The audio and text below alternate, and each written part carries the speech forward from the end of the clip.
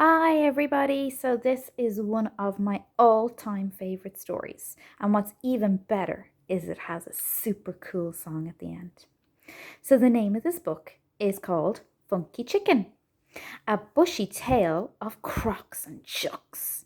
And it's by Chris Collin and illustrated by Megan Kitchen. A long time ago, when the world wasn't old, bush animals gathered, or so it is told. A meeting was held that went on for a week to decide who amongst them was the most unique. They argued through daylight until it was late. They chose from all animals enemy and mate. In 7 long days of ferocious debate, they picked their contenders, of whom there were 8. Kookaburra, who laughed all day from a pie, a black cockatoo with a piercing cry,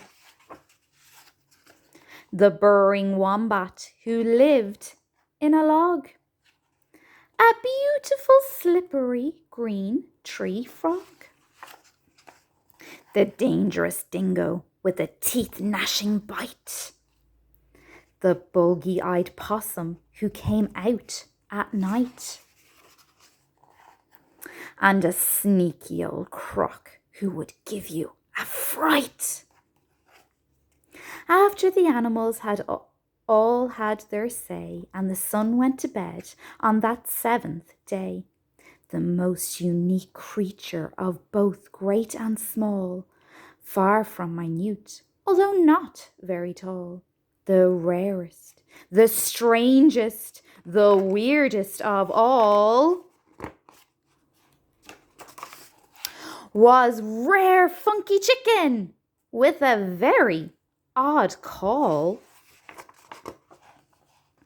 "It's barely been seen, though," the cockaberry cried, and Cockatoo said, "I'm sure the last one has died." The wombat was shaking his head in surprise. He couldn't believe Funky Chuck won the prize. The tree frog just frowned as she said, "This is silly," and leapt in the water from off a big lily. Bulgy-eyed possum, who rarely ever spoke, said, "Good on you, chicken. You're not a bad bloke." The dingo just howled and ran off in the night in grave mortal fear of the crocodile's bite. But Dingo did not need to worry or stress. At that time, the crocodile couldn't care less. Old Croc wasn't hungry. He'd eaten before. He'd snacked on a bush pig at 4:15. He had a good look, though, a long sneaky stare at that strange little creature standing up there, clucking and prancing and strutting around, the king of uniqueness just newly crowned.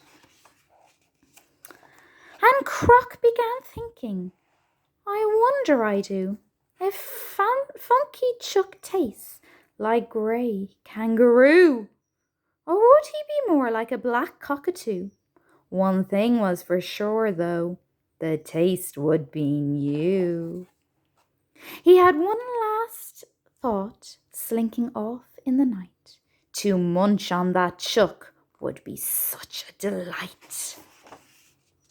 Next morning, the animals woke up at dawn to a clamour that gave them no time to yawn.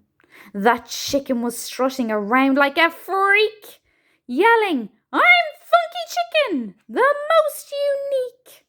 The animals stared, not knowing what to do. They couldn't believe all this hullabaloo. Maybe this chicken was best off in a stew.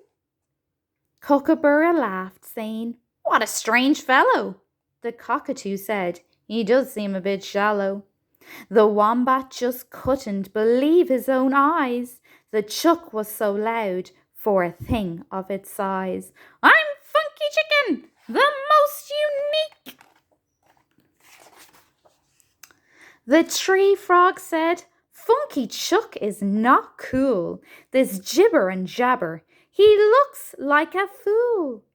The nocturnal possum just went off to sleep, high up in his tree, in a small, furry heap.